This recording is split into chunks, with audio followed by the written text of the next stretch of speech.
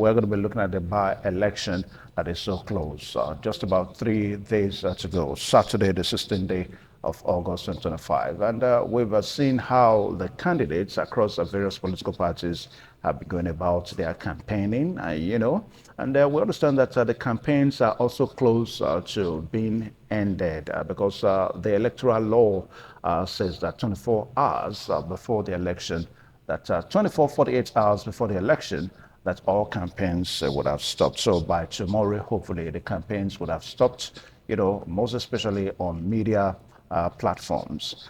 All right, so this morning to look at the 2025 by-election and to also appraise the campaigns. We are so privileged to have a policy expert, you may want to call him, an economist, and of course a public opinion analyst, and a political analyst too. Bishop Bakalame is on with us this morning on the program this morning on ITV. Bishop, a very good morning to you. Welcome to the program. Good morning, Good morning, yes. All right, so as we commence this discussion now, I'm sure that you are also immersed in the period, talking about the campaigns, the elections, and all that. Now, what will you say is your takeoff point when we look at the campaigns across the various political parties that will be feeding their candidates in this election? Let's say in Nigeria in the first place, because the elections are going to be held in about 26 states of the Federation. So what's your approval? Thank you. I know that some time ago we were here to discuss this election before the timetable was eventually released by INEC. There are some issues I will address in regards to the questions you just asked. If you check what is happening right now, I'll be very factual. We have about 9 political parties out of the 18 political parties registered contesting this election. But I must tell you that it has become very palpable, obvious, that majority of these political parties do not have the financial muscle to campaign for the election. For the obvious reason that... Okay. All right, so let's take a short break now. The program's still this morning on ITV. We'll be right back. Please stay tuned. All right, good to know that you're still there on the program this morning on ITV, and we still have Bishop Bakalame here. All right, so Bishop, you were trying to explain that what seems to be very conspicuous is what you look at the fact that some political parties do not have the financial muscle to enforce their campaign. Can you continue from there? Thank you very much. Yeah. We need to establish the facts that the issue is that the economy is very bad, terribly bad, and it's affecting every facet of the economy, even political. That the only political party has even financial muscle to actually take their campaign to every nook and cranny of the seven local governments that this election is taking place is the ruling party, the APC, because they have the money, they're in control, they're in power. Now, when we take it back, ab initio, the problem emanated from INEC. Even with the stakeholder meeting, even when the REC was trying to defend it, I wasn't satisfied with the answer he gave to me. But for us not to prolong argument in a meeting, we have to be quiet. But the problem emanated from the decision of the Independent National Electoral Commission, now who must have waited for almost 8 months before announcing the dates and of course the timetable for the by-election. And I can tell you that in the eyes of the law, the people understand that once our political offices have been declared vacant, either by an annulment or by any other thing that will make that representative to leave that office, the INEC has 3 months to prepare an election to ensure that such offices are be occupied so that the people can be effectively represented. But that have taken about 8 months.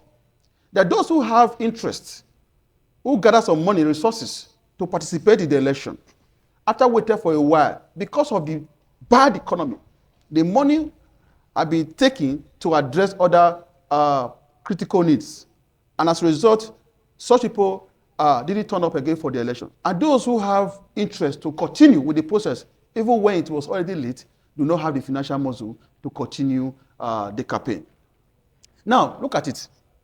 Don't forget that political parties are no longer funded by the federal government. And there was a time when you are contesting based on your credentials. Somebody might be so weird, say, okay, let me throw my weight behind this young man, irrespective of the political party you are contesting that election. But that narrative have changed. Why? Because of what is in existence. That once a political party is in power, they have what it takes to maintain that status. Now, let me pause you there because you seem to be making it, somehow for people to understand. Now, you just said a while ago that we shouldn't forget that political parties are no more sponsored by the federal government. That's Yes. what you said. Yeah. And again, you are saying that don't forget that once a certain political party is in power, there's every tendency for that power to boost their campaign. So how do we marry? No, what I'm saying is this. Before now, if you are contesting, that means when we perceive election to be free and fair. But the people go to the field, I know that what transpires in the field is what will eventually be the result at the end of the day. You discover that a lot of people, we have sponsors now. It's already is in the INEC regulation. Talking to political parties that you must have sponsors, but these are the certain amount that your sponsor must give to you in an election to support your election.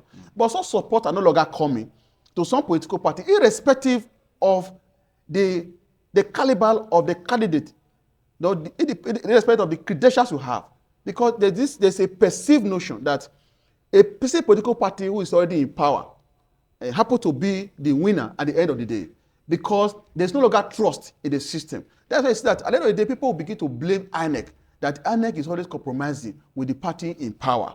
So this narrative has made people to withdraw their support for candidates from other political parties who ought to have the chance to win election. Now, leaving it for the candidate contest the election who do not have what it takes, the financial power to fund the campaign around that area of coverage. Yeah. To ensure that the necessary votes are out for him to win that election. Okay. These are no longer in existence. So it's terrible. Yeah. You see, these are the factors, mitigating against political parties, effectively campaigning for an election, especially for this by-election. Now, let us also try to examine what seems to be the reality on the ground now. I mean, I don't know how we got here. A certain political parties in power. That, of course, during election, there's that tendency to see more campaigns coming from that political party, and there's that tendency to see the momentum that political party displays, on the face of the election, like what seems to be on the ground now. The All Progressives Congress is in power at the federal level, and this election, from what people are saying, the campaigns seems to be more with the All Progressives Congress. How did we get here? You see, like I just told you just now, you see, there's a fundamental problem. What is the problem? It's electoral fraud.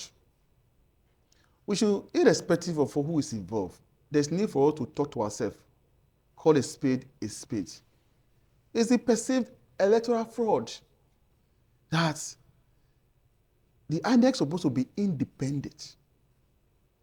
But in the real sense, the people perceive INEC not to be independent. That is why you see that if we are contesting an election and we go to the field, and the people at the end of the day, a lot of people will come out to give you a vote, then I happen to be the winner. That one alone will affect the confidence of the people, they have on the commission.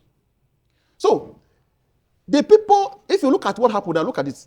So many elected officers before this election, they have already all declared to the ruling party, because they feel that when they are there, that is where they can win an election. And that is to me, that is a very wrong notion. If things were supposed to be the way they should be,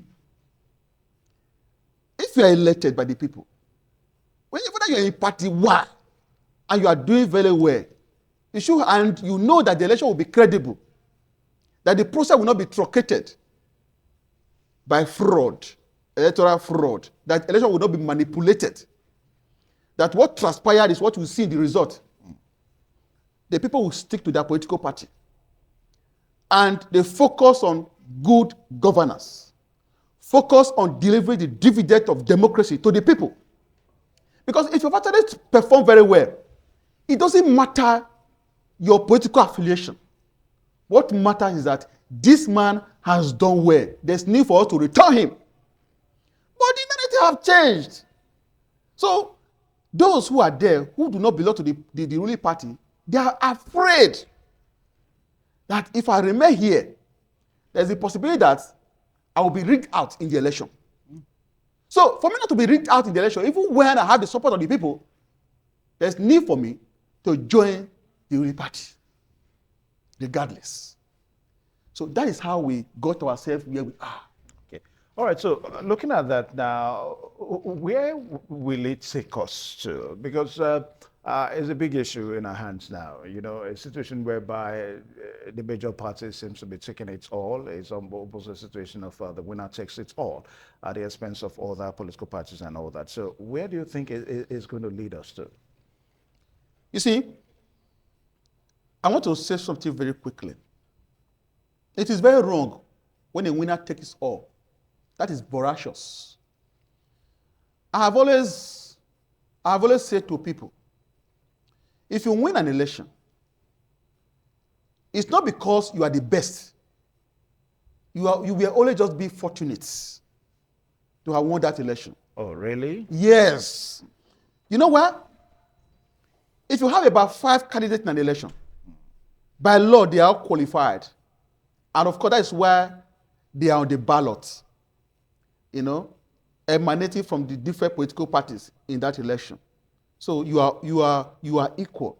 To be the best among equal is because you have won an election. It doesn't mean that you are better than every other person. No, you are just privileged. It means, yeah, the You are privilege. just- you are privileged. But let's get it straight now. It means you are still the best. I mean, for the fact that the electorate chose you. I want us to define it very well.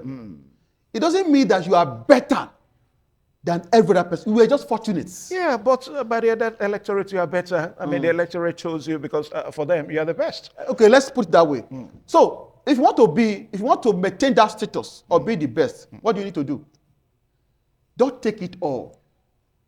Those that you contested together, call them. Tap into their mental resources to become even better. That's the winner take it all we are talking about. So, in situation whereby you just sit down and say, oh, it is my political party. Let us take it all. It's a problem. And that is why you see that the way things are going, we just pray that we don't end up having a one-party system. To me, which is even worse than the military regime. You now feel that you can do anything. Once you get into office, you just do whatever you like. You know that whether the people like it or not, you are still coming back there. So, the people have a role to play in this. And INEC, they also have a vital role to play in this situation. They have to be truly independent in the discharge of their duties and rules in conducting elections. Okay. All right. So the campaign so far in these 2 major elections, we're talking about, take, for example, the one in the states. We have one in the Ovia Federal Constituency. And of course, we also have another in the Eastern Central District of the state. Now, with the campaign so far, it's obvious that other political parties seems not to be there. I don't know.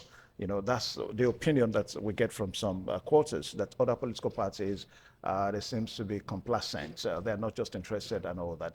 Now, would you want to say that perhaps that may have an impact on the outcome of the result of the election? Well, let me quickly say something that's also crucial here. I want to, at this point again, blame INEC. INEC is not doing much. What do you expect? I'm coming. Yeah. I'm coming. During an election, the commission should be media friendly.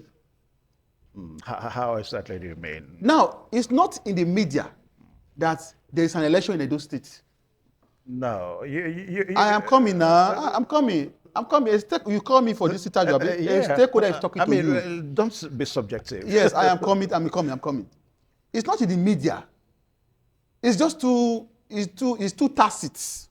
It's not too obvious that the election is taking place. I remember those days where we used to go to INEC meeting, stakeholder meeting. You must see different media houses that will report activities from what has transpired. But we don't see to have others. That's why I tell the economy is bad. It's affecting everything. So by the time you now call media houses, about 5 media houses, you call TV, you call NTA, you call the Silver Bell, you call channels to come and cover a meeting between INEC and the stakeholder. You must have spent not less than 1.5 million. The economy. Now the problem now. I'm coming now. Yeah. I'm giving you foundation. But let us be careful because when you say I am that coming INEC, now. I am coming. Okay. I'm not talking as an outsider. I'm a stakeholder. I know. Yeah, I know. So let us be careful so that you don't be subjective. Because I remember the resident electoral commissioner in Edo State, Ono Bronohana, was in one of our programs on radio. As a matter of fact, about 2 days ago on Rush, 3 days ago on Rush Hour. I mean, to also disseminate. No. Let me tell you something. As we speak right now, you have several local governments we are covering. 5 here, Central, 2 in Ovia, 7. There are people who will vote in Ovia, who live in Benin here. There are people who will go to Edo Central to vote during the election. Maybe by Friday or Saturday, Friday or Thursday or Friday, they will travel home to vote. Some people don't know that election is going on. Those campaigns you are seeing might be taking place in those local governments. So those people that live within the local government. Yeah, but the campaigns I am are coming. on the media space. But you asked me a question. You are truncating my analysis. I'm sorry. Let me tell you something. Don't be afraid. I'm telling you something. Yeah, I also need to tell you too, because the campaigns are on the television, they're on radio, we are seeing them, we're hearing them. Let me tell you something. Yeah. Now, we have about 719,000 registered voters in these several places. Yes. Out of these 790,000 registered voters, about 101 PVC are still with INEC, uncollected in these several local governments. So that means we have about 600,000 to vote. And there is this tendency that out of these 600,000 vote, about 40% of them are in Benin here. So there should be an intense publicity that election is taking place so that you can still get about 40% of that 600,000 people that will vote. Even those, the 60% that is remaining in those local governments that domicile within those local governments, majority of them will not go out that day to vote. You see, there should be a publicity by the commission. Not the one who do already, the regular. Okay, like the last meeting we had with INEC that election will take place. There were no media presence now. But they media presence in the meeting. There was no media presence in the meeting. Which one was that? Is it, I am telling you, I said the stakeholder meeting we had, that when we political party were briefed that there will be election by the commission. They were the media houses. They were not media. There was some media, press or media in the meeting. But INEC took it. We read it on the newspaper, and also we saw the news heard it on radio. That's what I'm telling you. The way we used to have it before, as we are having the meeting there, we have the presence of media that will come, that will cover everything. Then the political parties' responses, everything, representatives and all. It will be captured. Then you can see maybe ITV will hear it on the news that today INEC and stakeholders, political parties heads in Edo State had a meeting ahead of the forthcoming by-election. We hear responses. People will not get to okay, election is coming. That is what I'm trying to tell you. And this should be on regular basis. Even though we are not holding a meeting, at least INEC should be on air all the time. Okay? So they should have a publicity secretary or a publicity secretary, a PRO, that will regularly come on air to address the situation. If those people, those who are voting Ovia, those who are voting in Edo Center, get to understand that election is taking a place. So for the low campaign you are getting from the other political parties, I told you, it's as a result of 3 factors which I have mentioned when I started. 1, the bad economy. There's no money. 2, the fear that the ruling party will take it all. I might lose my money. Let me save some so that after the election I will not go hungry. Then 3, the people are not even aware that election is coming up. Well, until on Saturday, before we know whether the people are aware or not. Anyway, we're still looking at the topic. Now, outside INEC, there are other governmental agencies that also to be carrying out their responsibility in this regard. Now, we always talk about the National Rotation Agency. We always talk about them. Because when it comes to mobilizing the public and all that, it becomes their responsibility to mobilize the public for civic responsibilities and national issues. Now, the National Rotation Agency, I'm not speaking for them, but it seems to also have issues as it relates to paucity of funds for them to also carry out their responsibility. So if that is their problem, then I think we also need to be careful with the way we try to criticize their effort towards national responsibilities too. Good. You know, when I say I'm a stakeholder, it's because I've done a lot of things. Like me, I'm the state chairman of the Labour Party. I called the chairman of SDP in the state, Professor Bayagbo. I called the state chairman of Action Alliance. I called about ABGA. We're about four. Where we discovered that we have uncollected PVC with INEC. And that is not good at all. And those people may not know that those things are ready. So when we continue to sensitize them, they will go to INEC office to pick up those PVC. Uncollected PVCs I'm coming. with INEC may be due to, it's possible that the owners of those voters' cards may have died. It's possible that they may have left the country. You are just giving your own this thing. Some of them are still alive. But those are the realities. All of them cannot be dead. All of them cannot be dead. So I am not telling you that, like me, we went to INEC. We told them, we wrote, I signed that we want to go on publicity. Okay. Want to all right, so we'll have to take this short break now. The program is still this morning on ITV. And we are making an appraisal on the campaigns for the by-elections that is built for on Saturday. Please, we'll be right back. Stay tuned. All right, thank you. Thank you so much. The program's still right here, and we'll have Bishop Halame right there. Now, Bishop, you are talking about uncollected PVCs at INEC. Yeah. All right, so may you continue? Yeah, thank you. So we wrote to INEC that we want to help them. They actually said we should go ahead. We also now wrote to the National Orientation Agency that we also want to partner with them and help them do their job. You know what they did? They gave us hall. That they want to they will partner with us with their hall. Okay. That's INEC. No, the National Orientation Agency. Okay. We did our own banner, did the flyers, did the publicity. We invite stakeholders to take the message back to their people. Electorate. Then we still went to the street again after the program to educate the people the need why they need to go to INEC to get their permanent voters card. So you can see that on our own, we are performing our duties ahead of political parties in the state. So the National Election Agency should do more, while INEC should do what? We are in partnership. So there should be, in fact, what I'm saying here is that there should be regular or media. So the people will be aware of what is going on. Do you know some people, they are so busy with their businesses, they will just register, they will go. Now as you reminded that those things are ready, they will not go there to collect it. During the election, say I'm not even collecting my own, they will not vote. Okay, I will collect it before the next election. The next election will still come, they will not still go there to collect it. We need to keep reminding the people the need to get their PVC so that they can only participate in every election. It's a simple right to do so. Okay. All right. So we've seen some of the candidates now campaigning for quite some time now. Like I said a while ago, that on Thursday, that's tomorrow, the campaigns would have ended because the electoral law says that 48 hours before the election, that's when the campaigns, stop. Now, Bishop Akalabe, let us look at what you think. I mean, as a political analyst and perhaps as a political scientist now, what do you think that the electorates are going to be voting for? I mean, let's come to Edo State because Edo State is in the hub as far as this election is concerned. Two major elections, one in Ovia Federal Constituency and, of course, the other in Eastern Central Senatorial District. So what do you know? What do you think that the electorates are going to be voting for?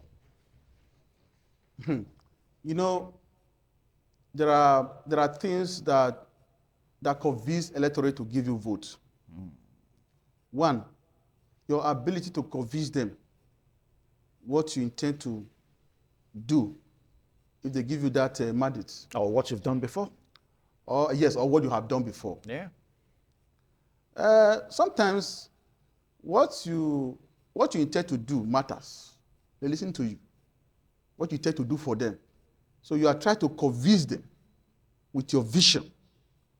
Try to convince them with your policies. They might decide to give you that vote.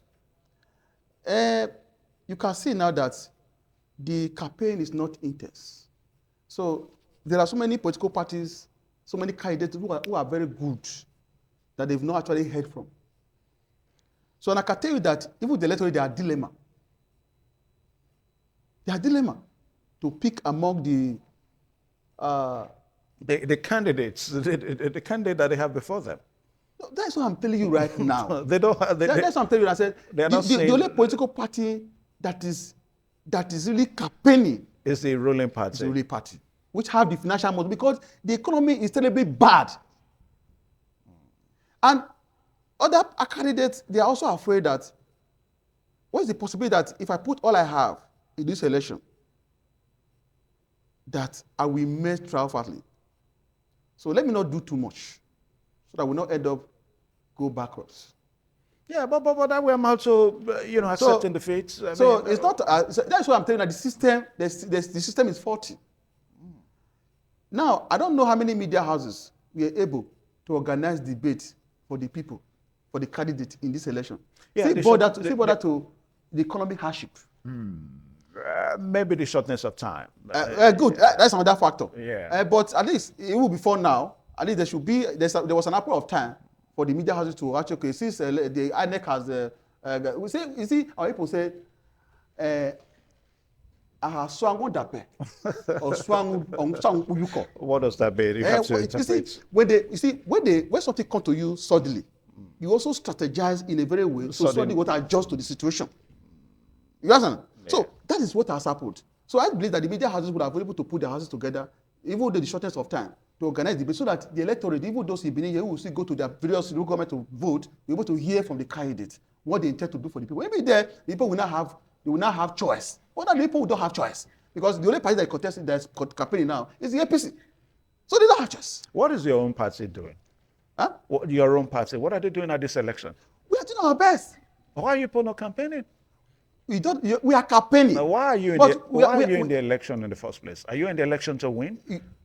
Every political party is in an election to win. But why is your campaign? Why is it not vigorous? Why are you not matching your campaign with the one of the progressives? That means all the analysis I'll be giving to you is you are looking at me. I've been following. Good. If you be following, you don't need to take me back again to start explaining. No, I need to bring that back. Good. That's what I'm trying to tell you right now. Yeah. We are campaigning. We cannot do too much. We are constrained. The economy is bad. Before now, if you are taking a bus, you want to take your campaign, you want to take your supporters from one local government to another. Before now, if you take a fare of 10,000 naira, we're able to take you from one place to another and bring you back. Before now, you can pay maybe a vehicle or a bus, maybe range of 15 to 20,000 naira to take your supporters to a place for a campaign. But now you can't do that. When you used to pay 15,000 before, if you don't have 100 or 150,000 naira, you cannot go. So that's to tell you that the economy challenge. So there's what the financial constraint. The economy is bad. So as a result, many political parties, they find it difficult to go into intense campaign. And look at the time. The time is also very short. Very short. Very short. So even though the economy is bad, and you know that you have an ample time, maybe like this normal 6 months to do campaign, you can judiciously make use of the resources you have to reach out to the people. This is short, and many political parties can not only address the challenges that they face in reaching out to the electorate in the 7 local governments. All right, so as we commence our descent now, because we have to join Abuja, for their talk show on the program. Now, Bishop, you have explained that financial constraints and all that. Now, where does all this lead us to in our political journey in this country? Because after this by-election now, we're going to be making preparation for 2027 election. Yeah. As a matter of fact, so that's going to be a heated one again, in our political space. So the issue of financial constraints for political parties, I don't want to use the word smaller political parties now, but the issue of financial constraints for some political parties is a factor. So in all of all this, where will it take us to in our political journey? No, the way it is right now, there's an exception. There are some exceptions. What is the exception? The exception is that, like we just discussed, like the by-election. Before now, the awareness is even much now. Before during by-election, some political party will not even know that election is taking place. The same ruling party will take it. They will just be the one to feed their candidate, and they will take it. Even some political party will not be aware that election is taking place because the time is very short. But now there's awareness. You can even see it today. I can tell you that this is the best we have seen. We have about 9 political parties. But now I tell you have two. You only have PDP and APC. But again, now in the major elections, when you have 6 months before election, 6 months campaign, and I can tell you that the issue of financial constraint can actually be put into control. The political parties can manage what they have to reach out to the electorate, convince them to get their vote. But compared to what we have right now, where we have 40 days to campaign, which is 2 weeks, which is not enough. So no political party, apart from the ruling party, have the financial muscle to rush campaign, that involve millions to reach out to electorate. But if you have about 6 months to do that, you will know how to plan your campaign, how to coordinate your resources to ensure that you reach out to those various people that you need their vote. And plus the effort, like you have just said, plus the effort of the media will be organizing debates for candidates. They'll be able to convince electorate to give their vote. Okay, so that will be ruled out in the case of general election. Bishop, I just wanted to react. Perhaps this may be an aside. Now, I told you a while ago that the REC, that's the Resident Electoral Commissioner in Edo State, was in one of our programs. As a matter of fact, Rush Hour comes on a 92.3 FM independent radio every Monday, Tuesday, Wednesday, Thursday, and Friday. So on Monday, he was on the program. And one of the things that he said, because I listened to him, now he said that the last stakeholders meeting that he had with political parties concerning this election, out of the 9 political parties, that all of them were invited, only about 4 turned out.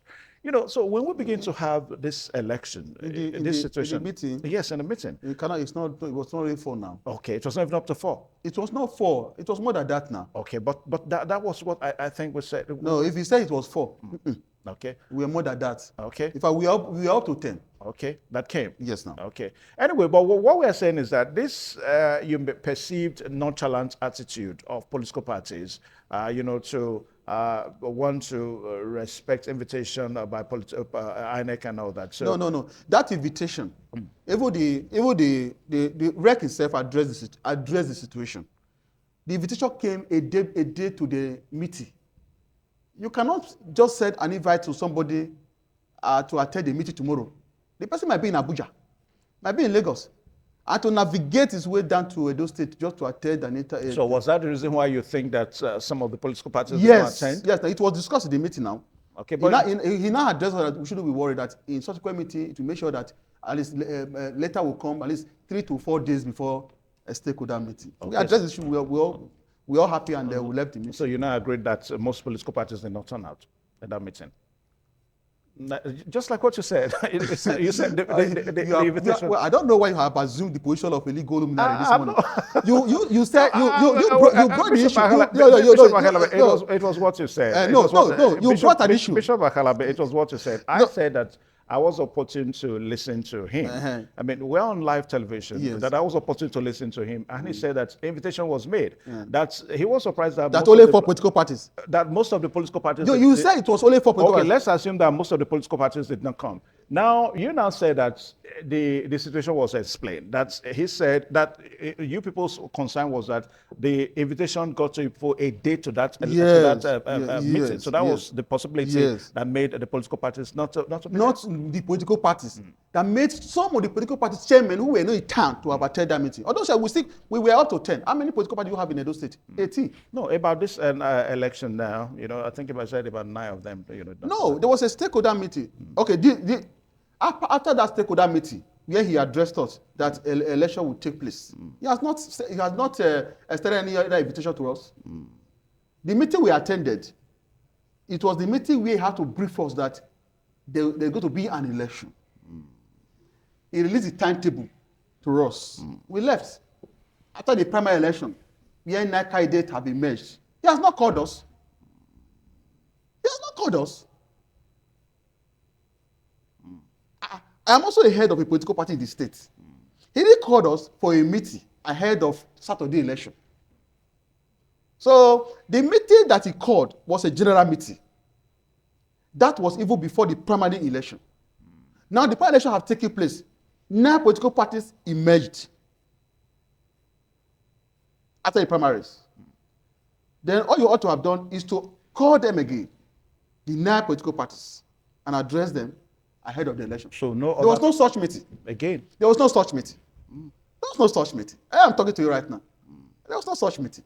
So if you say you called a meeting and 4 people appear, I doubt it. Anyway, away from that now. So as the last word. So how would you want to react, majorly to the major issue we're talking about now, the campaigns generally, just before on Saturday? We're looking at another 3 days from now.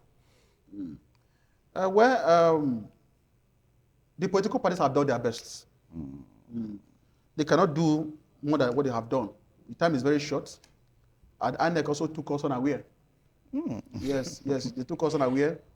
When most of the political parties were prepared for this election, they did respond to us. No timetable. But they gave their reason, positive of funds and all that. Positive of fund. How can INEC tell you that it's positive of fund? INEC that is being funded by the federal government, where there's money. We see that there's money in the country. You said positive of fund to discharge your responsibility, you go this thing. So INEC went against the constitution that giving them power to operate as a commission. Conduct an election within 3 months. It took them 8 months to give us the timetable. There are those who were ready before that timetable must have used their money to address other situation because the economy is terribly bad. Now you are not coming to take it. INEC took political parties unaware in this election. All right, so once a very big thank you to Bishop Khalame, a political analyst, a policy expert, and also an economist. Bishop, thank you so much. I'm now also a chartered forensic accountant. Okay, thank you so much. Well, maybe next time we have to bill you for that advert. All right, so thank you so much, Bishop. Thank you. Thank you so much. All right, so we are still saying right here that on Saturday, that's on the 16th day of August 2025, there's going to be a by-election in Nigeria. And in Edo State here, we have 2 major seats. One in Ovia Federal Constituency, that's the election into the House of Representatives in Abuja.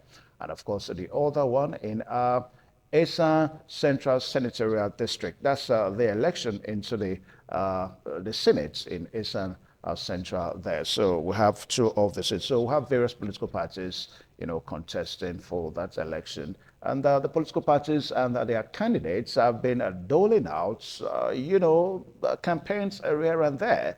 We've seen some of the major campaigns on national television and, of course, on some other media.